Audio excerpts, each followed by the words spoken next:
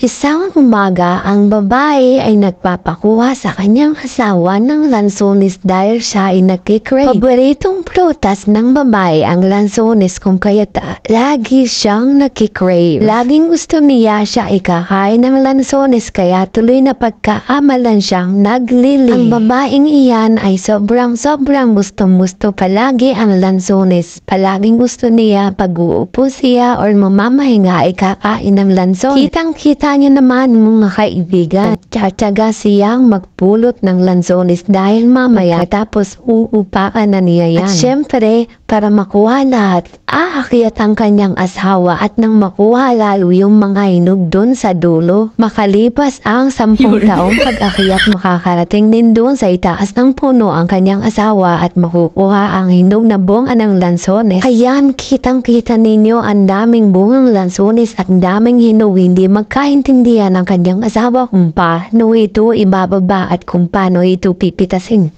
Konting-konti na lang at makakatikim na ang babae ng lansones. Ayan, tapos na. Bye! Maraming salamat po sa panonood ninyo.